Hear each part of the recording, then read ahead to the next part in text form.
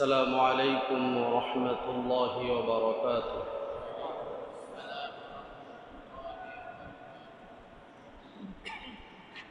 إن الحمد لله الأكرم الذي خلق الإنسان وكرم وعلمه من البيان ما لم يعلم، فسبحان الذي لا يحصى امتنانه باللسان ولا بالقلم، ونشهد أن لا إله إلا الله وحده لا شريك له، ونشهد أن سيدنا وسندنا ونبينا وشفيعنا وحبيبنا وحبيب ربنا وطبيبنا وطبيب أرواحنا محمدا عبد الله ورسوله، أرسله الله بالحق بشيرا ونذيرا وداعيا إلى الله بإذنه وسراجا وقمرا منيرا. أما بعد، فقد قال الله تبارك وتعالى في كلامه المجيد وفرقانه الحميد। সকল প্রকারের কৃপণতা দূর করে পুরুষোচিত কণ্ঠে আওয়াজ করে পড়ুন, আউযু বিল্লাহি মিনাশ শাইতানির রাজীম। বিসমিল্লাহির রহমানির রহিম। ইন্নামাল মুমিনুনা আল্লাযীনা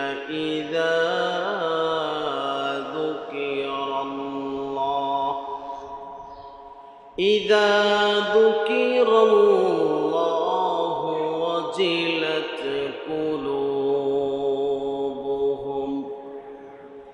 وإذا تليت عليهم آياته فزادتهم إيمانا وعلى ربهم يتوكلون. وقال تعالى في شان حبيبه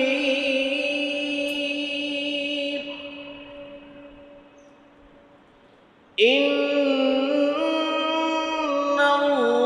الله وملائكته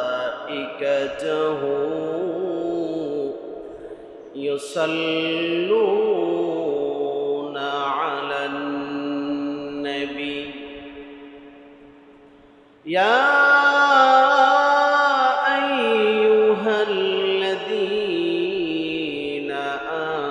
آمنوا صلوا عليه وسلموا تسليما.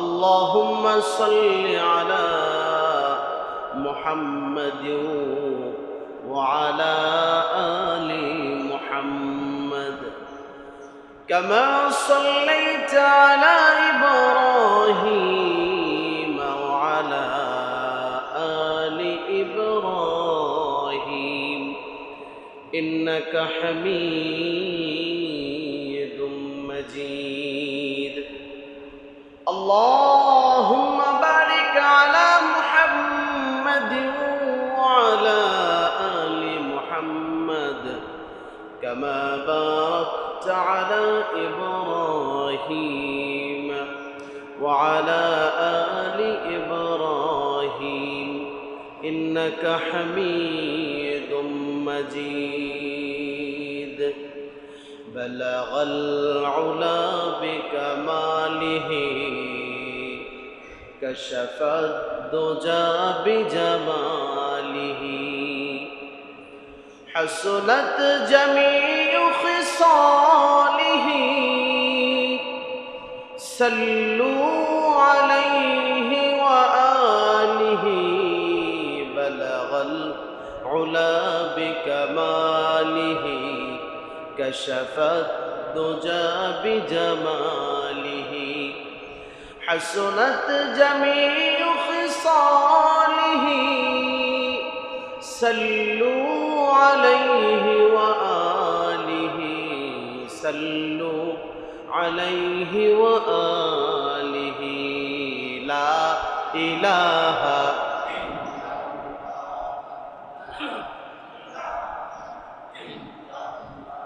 لا إله إلا الله لا إله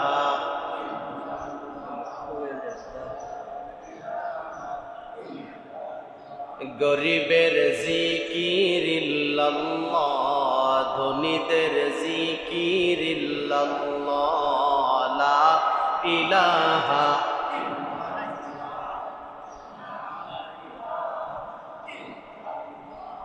নাই কোনো মাবুদ আল্লাহ ছাড়া লা ইলাহা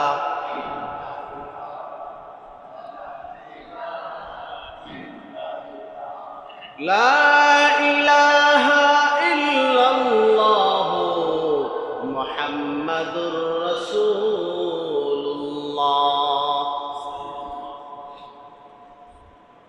আউযু বিল্লাহি মিনাশ শাইতানির রাজীম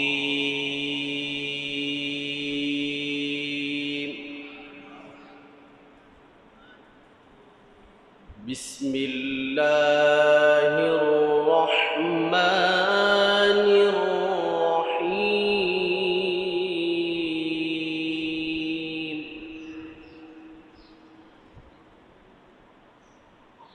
الذين يحملون العرش ومن حوله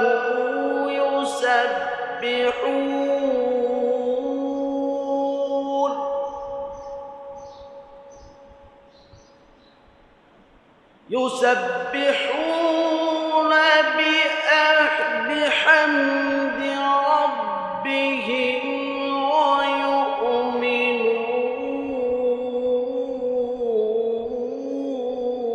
ويؤمنون به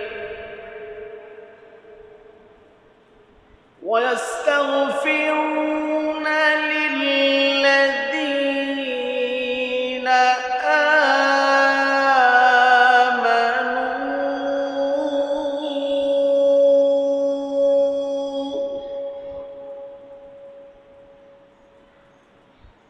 ربنا وسعت كل شيء رحمة ربنا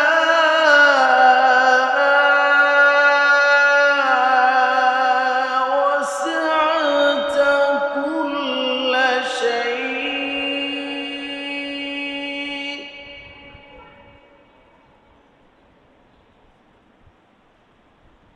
الذين يحملون العرش ومن حوله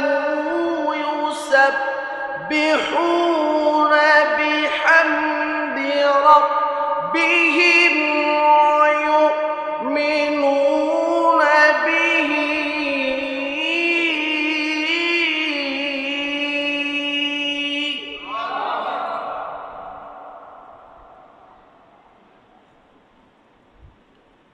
ويؤمنون به ويستغفرون للذين آمنوا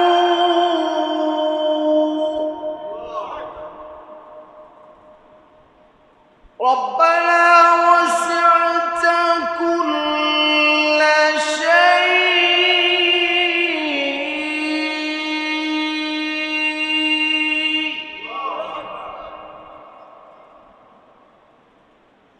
ربنا وسعت كل شيء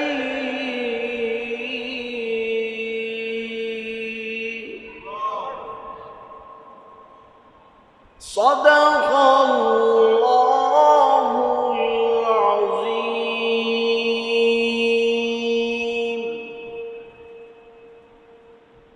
সকল প্রশংসার মালিককে। জবান খুলে বলেন, প্রশংসার মালিককে। আলহামদুলিল্লাহ রব্বিল, প্রশংসাটা করলাম কার? পুরা রমজানের শুরু থেকে শেষ পর্যন্ত একটা দিনও বাকি নেই, একটা নামাজের ওয়াক্তও বাকি নেই। কোনো কোনো বান্দা তো এমন আছে তার একটা সময়ও বাকি নেই। প্রত্যেকটা সময় যে মালিকের প্রশংসা করে তিনি কে? ঠিক না বে ঠিক? আল্লাহর কিছু গোলামের এমন আছে কি না?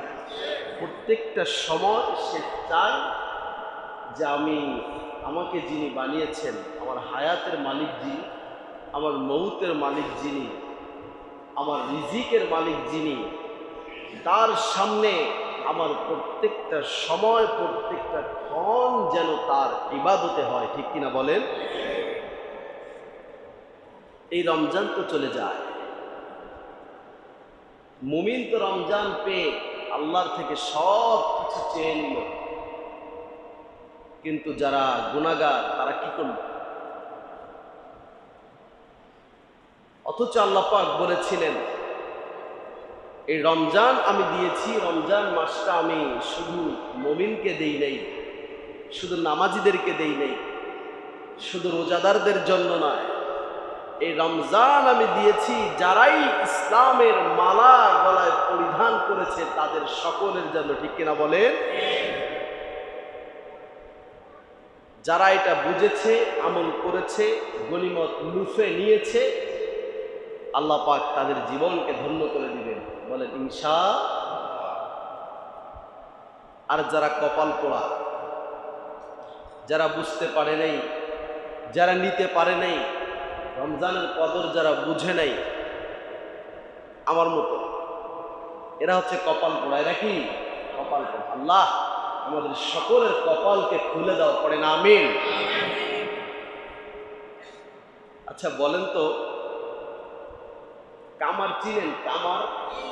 কামারের কাজ কি? লোহা পিটানো না? এই যে কোরবানির সময় যত আপনার চাকু আছে বস্তা ভরে নিয়ে কোথায় দিয়েছে? কি জন্য? তাই না? এরকম কি দেয় একটা, এটা কি কয়? এর নাম র্যাত না? এই র্যাত দিয়ে কি করে? জং দূর করে। আল্লাহু আকবার বলেন। এই জন্য রব্বুল আলামিন বললেন, তাম পৃথিবীর মানুষ তোমরা জেনে রাখো, কামার যেমন লোহার জংগুলো রাতের মাধ্যমে দূর করে দেয়, আমি রব্বুল আলামিন তোমার জীবনে যত জং আছে গুনার, আমি রব্বুল আলামিন সব জংগুলো তওবার মাধ্যমে দূর করে দেই। ঠিক কিনা বলে? এই জন্য আল্লাহ পাক বললেন, আমার নাম যেমন আল্লাহ, যেমন আমার নাম রহমান, যেমন আমার নাম রহিম, যেমন আমার নাম রাজ্জাক, যেমন আমার নাম ইন্নাল্লাহা হুয়া তাওয়াবুর রহিম।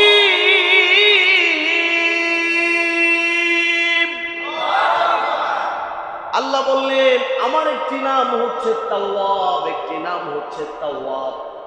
যত গুনাহ তোমার জীবনে আছে কামারের রাতের মতো তওবার কারণে আমি রব্বুল আলামিন সব গুনাহগুলো ধুয়ে মুছে তোমায় পুত পবিত্র করে দিব। মিশকাত শরীফের বর্ণনা খুলে দেখবেন 1995 নং হাদিসের বর্ণনা। আল্লাহ নবীর সাহাবী আনাস ইবনে মালিক নবীজির খাদেম ছিলেন। ছোট্ট আনাস ছোটবেলা থেকেই নবীর খাদেম, নবীজির সকল কাজগুলি আনাস করে।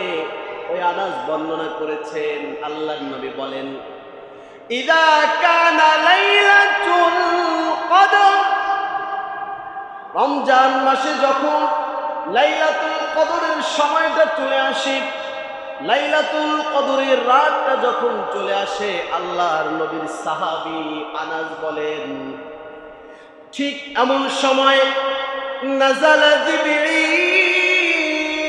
ফি কুবাতিন মিনাল মালাইকা।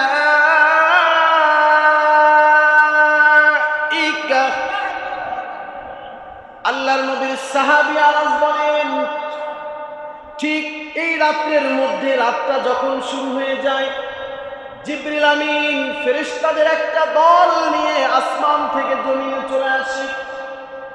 আসমান থেকে জমিনে চলে আসে, জমিনের অলি গলিতে হাঁটা চলা করে। ইউসাল্লুনা আলা কাইমিন ওয়া সাইমিন, যত রোজাদার মানুষকে পায়, যত নামাজে রত ব্যক্তিকে জিবরিল আমিন পায় ওই রাতের মধ্যে, আল্লাহর নবীর সাহাবী বলেন তাদের জন্য ক্ষমার দোয়া আল্লাহর কাছে করতে থাকে। যদি দেখে আব্দুর রহমান দাঁড়ায় নামাজ পড়তেছে লাইলাতুল কদরের রাতে, জিবরিল আমিন বলে আল্লাহ তুমি তোমার এই বান্দাকে ক্ষমা করে দাও।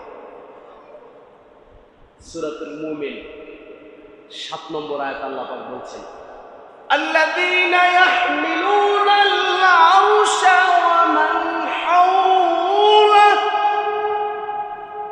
আল্লাহ পাকের কিছু ফেরেশতা আছে যারা রব্বুল আলামিনের আরশে আজিমকে ধরে রেখেছে, আরশে আজিমকে ধরে রেখেছে।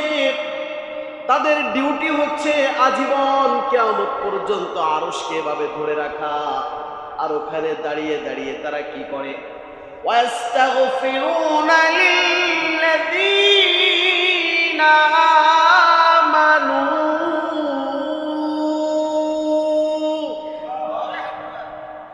আরশে আজিমকে ধরে ধরে তারা আল্লাহর তাসবিহ করে আর একটা দোয়াই আল্লাহর কাছে করে রব্বুল আলামিন এই দুনিয়ার জমিনে তুমি একজন মালিক বলে যেই বান্দা স্বীকার করেছে, তুমি একজন রব বলে যেই বান্দা স্বীকার করেছে, তোমার সাথে কাউকে শরীক করেনি, তোমার গুনাহগুনের সাথে কাউকে শরীক করেনি, এমন যত বান্দা দুনিয়ার জমিনে আছে, আমরা ফেরেশতারা তার জন্য সুপারিশ করি রব্বুল আলামিন তার জীবনের সকল গুনাহগুলি মাফ করে দাও।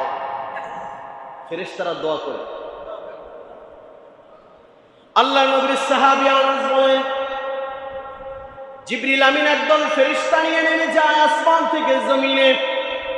যেখানেই রোজাদার কোনো ব্যক্তিকে পায়, যেখানেই নামাজেরত কোনো ব্যক্তিকে পায়, তার জন্য রবের কাছে ক্ষমার দোয়া করতে থাকে, ক্ষমার দোয়া করতে থাকে। এরকম চলতে চলতে, এভাবে চলতে চলতে ইদা কানা ইয়াউমুল ঈদ, আল্লাহ নবী বলেন যখন ঈদের দিন চলে আসে, ঈদের দিন সকাল যখন হয়ে যায়, আল্লাহ রাব্বুল আলামিন ঠিক এই সময়ের মধ্যে ফেরেশতাদের সাথে গল্প করেন।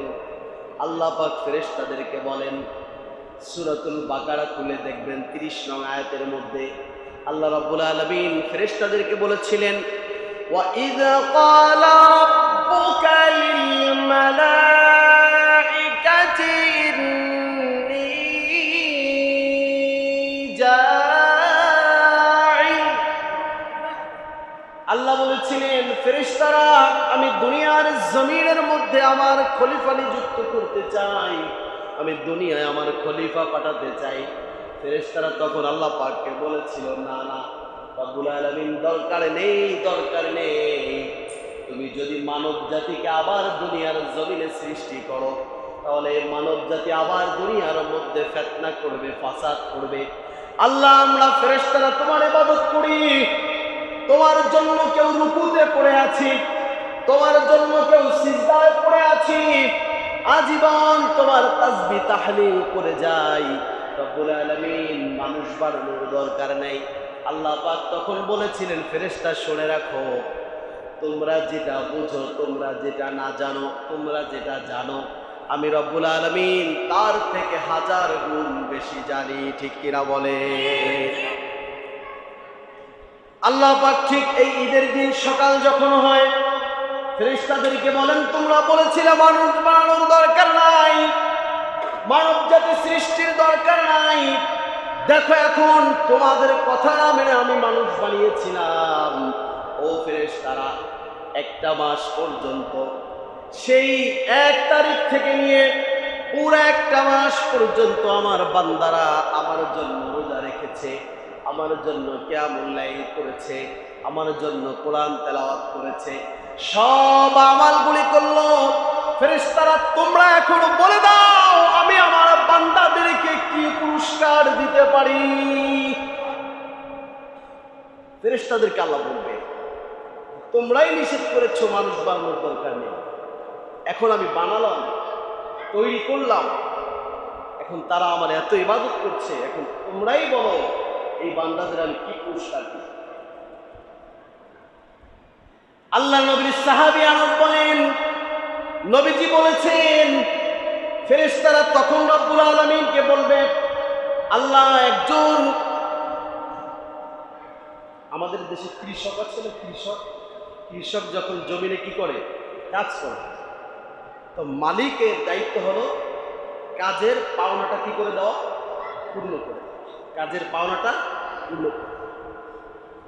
আল্লাহ নবী বলেন, ফেরেশতারা তখন বলবে, রব্বুল আলামিন 1 মাস পর্যন্ত তোমার কাজ করেছে, 1 মাস পর্যন্ত তোমার জিকির করেছে, তোমার কোরআন তেলাওয়াত করেছে, তোমার সিজদা করেছে।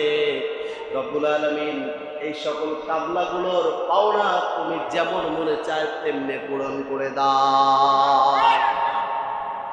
আল্লাহ পাক তখন বলবেন, শোনো তাহলে ফেরেশতারা,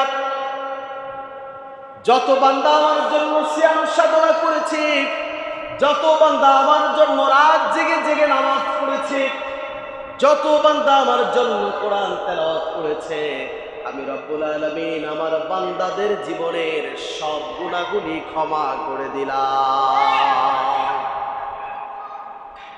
এখানেই শেষ নয়, আল্লাহ পাক বললেন, বাদদালতু সাইয়্যাতিকুম বিহাসানাত।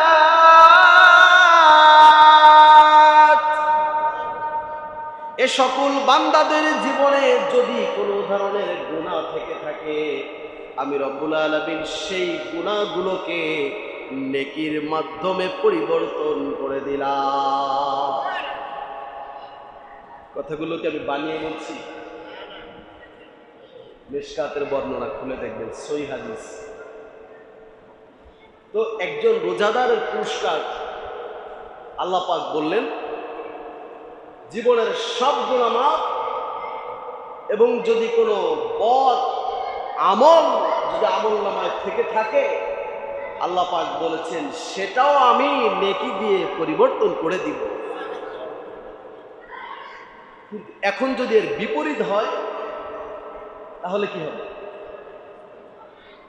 আল্লাহর নবী বলেছেন, তুমি যখন সকাল থেকে সন্ধ্যা পর্যন্ত এক রবের জন্য না খেয়ে পানাহার ছেড়ে দিয়ে, মিলামেশা ছেড়ে দিয়ে এক রবের জন্য যখন তুমি বসে থাকবে, উপবাস করবে, ঠিক তোমার এই সময়ের মধ্যে আল্লাহ বিরোধী, খোদা বিরোধী কোনো কাজ হতে পারবে? এখন যদি হয় তাহলে তার পরিণাম কি হবে?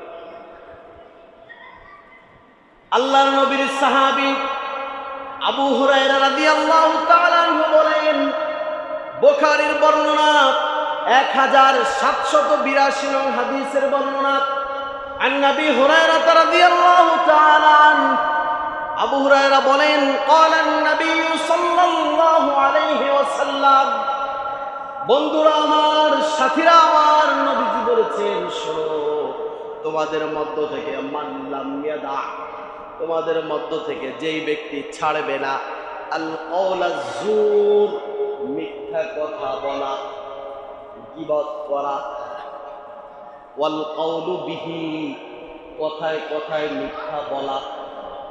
যেই মানুষগুলো রোজা রাখবে আবার রোজা অবস্থায় মিথ্যা কথা ছাড়বে না, গীবত ছাড়বে না, মানে করবে, কথা বুঝছেন?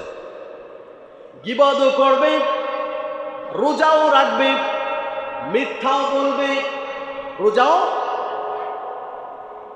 আল্লাহ নবীর সাহাবী আবু হুরায়রা বলেন, নবীজি বলেছেন, লাইসা লিল্লাহি হাজাতুন, ওই ব্যক্তির এমন রোজা, ওই ব্যক্তির এমন নামাজ দিয়ে রব্বুল আলামিনের কোনো প্রয়োজন নাই, যেই নামাজের মধ্যে, যেই রোজার মধ্যে মানুষের গীবত করা হয়, যেই রোজার মধ্যে মানুষের সমালোচনা করা হয়, যেই রোজার মধ্যে কথায় কথায় মিথ্যা বলা হয়, যেই রোজার মধ্যে হারামের সংমিশ্রণ থাকে, আল্লাহ নবী বললেন, লাইসা লিল্লাহি হাজাতুন, আল্লাহ পাকের কোনো প্রয়োজন নাই ওই ব্যক্তির রোজার মধ্যে, ফি আইয়াদা তামা ওয়া শারাবা, সে না খেয়ে থাকুক সমস্যা নেই, সে পান না করুক সমস্যা নাই, কিন্তু রব্বুল আলামিন তার এই রোজাকে কবুল করবে না।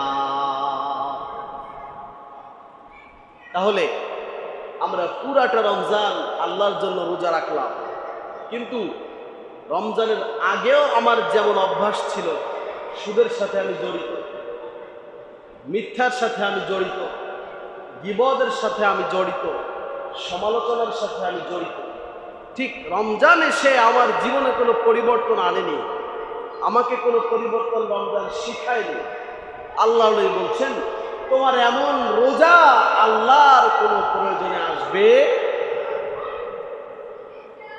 কারণ রোজাটা কার জন্য? আল্লাহ পাক বলছেন, আস-সাওমু লি, সিয়াম এটা শুধুমাত্র আমি রবের জন্য। এই সিয়ামের মধ্যে কোনো শিরক হয় না, সিয়ামের মধ্যে অংশীদারিত্ব হয় না। আর সে আল্লাহই বলেছেন যে আমার কাছে তুমি যে রোজা রেখেছো, যেই রোজার সংমিশ্রণে এই কাজগুলো আছে, এই রোজা দিয়ে আমার কাছে তুমি কোনো উপকার পাবে। এরপরও একটা সুযোগ আপনার জন্য আল্লাহ পাক রেখেছে, এরপরও একটা সুযোগ আল্লাহ পাক রেখেছে। আল্লাহ, রমজান মাস তো চলে গেল, হুজুর গুনার কাজ তো ছাড়তে পারিনি, অনেকে বলে না? অনেকে তো এরকম বলে যে রমজান শুরু হইলে আরো শয়তান বেশি করে বলে, ফেতনা লাগতেই থাকে, ফেতনা লাগতেই থাকে, দিকে দিকে ফেতনা ছড়াইতেই থাকে। এই জন্য আপনার কাজ হলো একটা, এখন আপনি রমজানের শুরু থেকে এ পর্যন্ত রোজা রেখেছেন, কিন্তু রোজার মাঝে মাঝে আপনার গুনাহ হয়েছে। আল্লাহ পাক বলছেন যে, শোন বান্দা, তোর রব এমন একজন মালিক, তোর মায়ের থেকে তোর রবের দয়া বেশি, তোর বাবার থেকে তোর রবের দয়া বেশি, তোর পীরের থেকে তোর রবের দয়া বেশি, তোর ইমামের থেকে তোর রবের দয়া বেশি। এখনো রমজানের সময় আছে, তুই যদি রাত্রে 2 রাকাত সালাত আদায় করে আল্লাহ বলে একবার ডাক দেস, তোর জীবনের সব গুনাহ যেই মালিক মাফ করে দিবেন, তিনি কে? পারবেন তো ইনশাআল্লাহ? কার কার জীবনে গুনাহ নাই হাত তোলেন তো, যে হুজুর আমার জীবনে কোনো গুনাহ নাই, আমি কোনো গুনাহ টোনা করি না। একজনও নাই, তাহলে বোঝা গেল সকলের জীবনে কিছু না কিছু গুনাহ আছে। আছে। বাবারা আমার, ভাইরা আমার, হয়তো আমি আপনাদের সাথে চলি। আল্লাহর নবীকে মক্কার মুশরিকরা বলতো, তুমি যে দাওয়াতগুলো দাও, তুমি তো আমাদের মতো একজন মানুষ, তুমি আমাদের মতো একজন মানুষ, আমাদের সাথে চলো, আমাদের সাথে খাও, আমাদের সাথে উঠা বসা করো, তো তোমার কথা আমরা কেমনে মানবো? তুমি একটা কাজ করো, আসমান থেকে একজন ফেরেশতা নিয়ে এসো, আসমান থেকে নিয়ে এসো, ফেরেশতা এসে আমাদেরকে বলবে, তাহলে আমরা মানবো। আল্লাহ বলে কি, যে নবী, আসমান থেকে যদি ফেরেশতাও আমি পাঠাই, তারপরে ওরা আপনার কথা মানবে। ঠিক এই মেম্বারে আমি কেন, যারা মানবে না তাদেরকে যদি আরো বড় আলেমাইনেও যদি মানানোর চেষ্টা করা হয় তাও মানবে। আর যদি মানার মাদ্দা ভিতরে থাকে, অল্প কথাই যথেষ্ট হয়ে যাবে। আল্লাহ পাক আমাদের সকলকে রমজানের বাকি যে সময়গুলো আছে, এই সময়ে রমজানের কদর বুঝে নিজের জীবনের গুনাহ অনুশোচনা করে আল্লাহর কাছে খাঁটি দিলে তওবা করার তৌফিক দান করুন। পড়েন আমিন। আরো জোরে পড়েন আমিন। আখির দাওয়ানা আলহামদুলিল্লাহি রাব্বিল আলামিন।